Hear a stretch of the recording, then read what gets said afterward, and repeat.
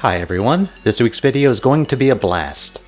After our earlier video on the HP Reverb G2, we received dozens of questions asking for more examples of the Windows Mixed Reality Tracking and its limitations.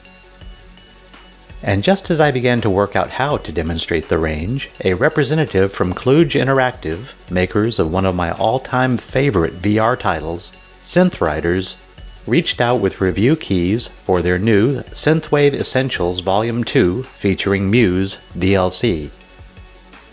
I quickly remembered that the game includes a robust avatar mode that I could use to demonstrate the tracking range and gameplay that is a perfect gauge for speed and precision. It was kismet. It will be 2 reviews in one.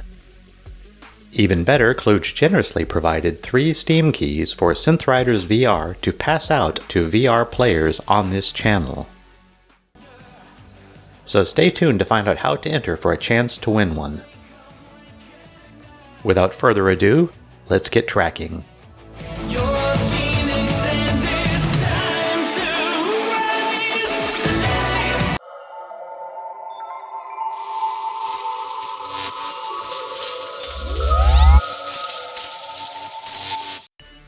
Before we begin, a little bit of house cleaning. Regarding the wildly varying experiences people have been having with the Sweet Spot and the FOV. Sebastian, over at MRTV, has done yeoman's work gathering users' headsets and running side-by-side comparisons, and has reached some really interesting conclusions. I'll leave a link to his video in the comments. Alright, let's get started. Alright, first I'm going to start off by trying to move my hands over my head and behind my back in a yawn, like a yawning stretching motion. Okay, going up, back, and I lost it right about here.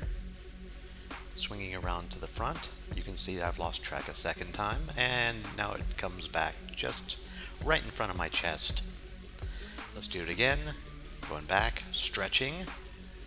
Lost track again, right about here. Now notice my head is facing forward, and I'm losing track very easily once it gets kind of like near my stomach. Stretching out to the sides, twisting, and the shaking on the right there, I think is still part of the predictive problem. Stretching again, fault with the prediction once it gets out of range. So it looks like, yeah, we're losing it right off to the sides very easily and beneath. Let me try some occlusion here. Okay, let me move my hand behind the other and we'll see where it loses track. I've got the right one right up against my face.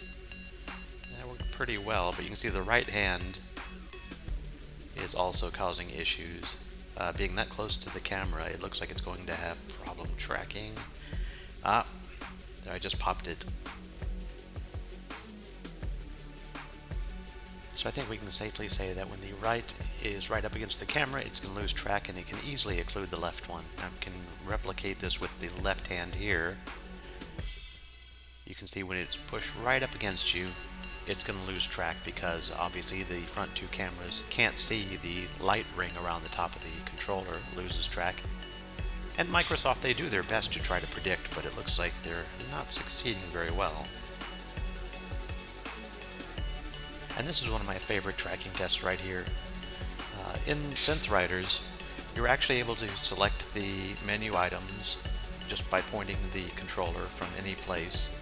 And I have no problem pointing at the screen using Lighthouse tracking, but as you can see here, when your hands get too low and you try to access the menu, the prediction takes over again, right here. And of course your menu will now be incorrectly selected because it's incorrectly predicting where you're pointing. Alright, let's get on to some gameplay.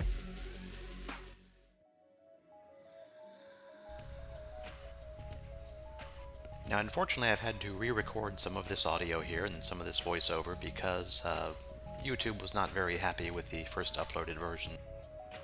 But let it be said that the song that they picked for this unique experience that they've added in this release is absolutely fantastic. I knew of Muse, but I'd never really listened to much of their music, and I'm kind of sorry I waited.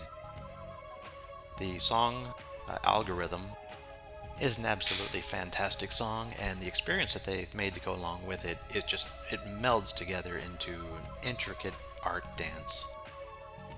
Now, a couple of things I want you to watch here. While the hands are in full view of the camera, there really isn't too much tracking difficulty, especially when you have these high and middle light beams that you're riding on. But if you watch my right hand, when it swoops down to the lower right while my hand is facing forward, you can see the prediction taking over, and right there, you can see it kind of jumping suddenly to the right and sort of popping when it gets into the field of view. Fortunately, the game is smart enough to take a lot of that into account, and it's generous with your misses. At least it's always been generous with me. I also notice a little bit of a laggy difference. I've now played this game on both the Vive, which of course uses the original Steam Lighthouse tracking, and using the HP G2 WMR 4-camera tracking, and to be honest, you really can tell the difference. For as amazing as it looks on this HMD and as incredible it sounds through these earpieces, the control is just adequate at best. So let's sum up. Firstly, Synth Riders continues to be an amazingly fantastic title that never fails to be a joyful, technically excellent gem that should be in every VR owner's library. The new Synthwave Essentials 2 featuring Muse DLC and its new custom mind-blowing experience are the kinds of things that this company always does well, and that's what always brings me back. If you'd like to try out Synth Riders for yourself, leave a comment below which includes the word candle. At the end of the week, I'll randomly pick 3 commenters to win a free copy on Steam. Secondly, the tracking is pretty much exactly what one would expect. Despite the 2 additional cameras, the G2's tracking sphere isn't a sphere at all, and, if truth be told, under regular use it feels even less than a hemisphere. When either controller's light ring is obscured, the tracking is lost. When you're standing and your arms are down by your side or in your lap, tracking is lost. When your controllers are behind your back and out of camera range, it's lost. So if you have the opportunity to avail yourself to Lighthouse-based tracking, for example, go ahead and spend the extra money because it'll make all the difference in the world. Finally, tracking accuracy. The Reverb G2's accuracy and speed aren't bad, and they present themselves as perfectly acceptable and serviceable, but they feel laggy. And they lack the pinpoint sub-millisecond snappiness that you get with Lighthouse tracking. I had no difficulty playing my favorite VR dance art title, Synth Riders, but must, in all sincerity, still give the advantage to the latter Lighthouse tracking. So hopefully this answers some of your questions. What have been your experiences with WMR tracking? Have you discovered some interesting tips or tricks on improving it? Please leave a comment below and let us know. Also, feel free to add any questions or suggestions. And if you enjoyed this video and would be interested in seeing more, please consider liking it, subscribing, and hitting the notification bell. It would be greatly appreciated and really helps out a lot. Thanks for watching.